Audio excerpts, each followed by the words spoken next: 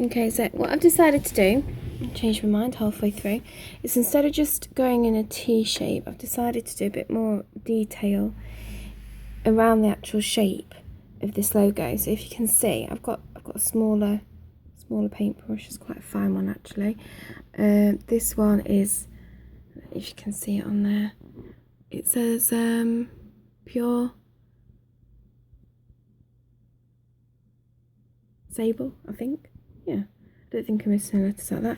And it's number 1. I got this from a cake decorating shop.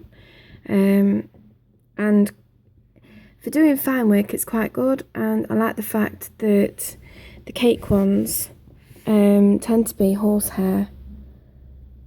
And with that in mind, you don't normally get a lot of hairs coming out of them. I know with some brushes, like those ones over there, my yellow ones, they're just cheap ones, and sometimes you will find that the odd bristle will come out, and obviously that's quite unsightly, especially if you're doing something as intricate and, well, a little bit delicate, I suppose. You want it to be a bit more perfected, and having random bristles stuck into your glass. Now, something I do need to mention is, because of the nature of what this is, it's not advised that you put them in the dishwasher or anything like that. You're only meant to wash them out with warm water.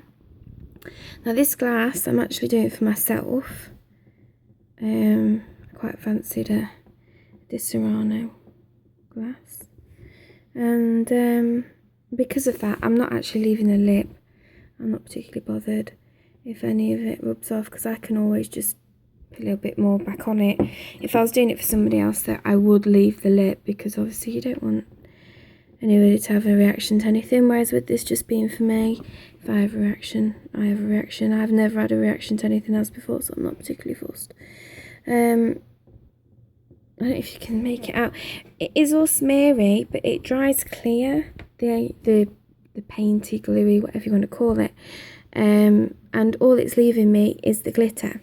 So when you go round again it's going to dry clear and just show the glitter again for you, which is quite handy.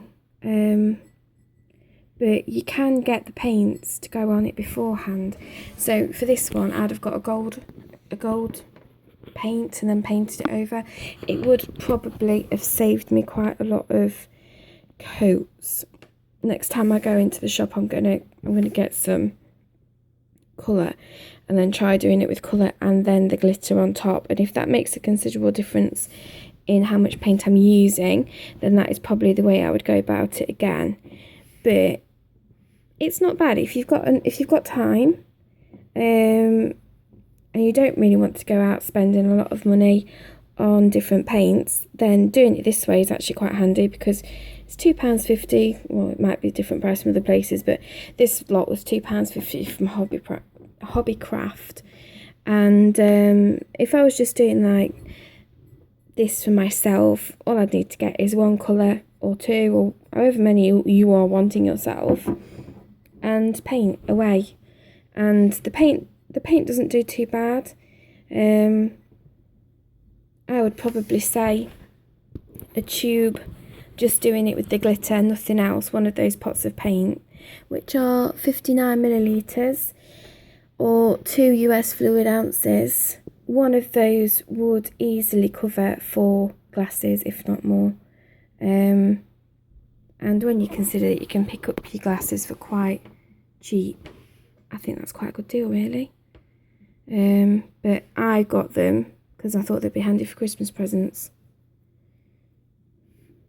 So right, this one's all done now, so I need to let it dry. It looks very messy, but like I said, it needs to dry.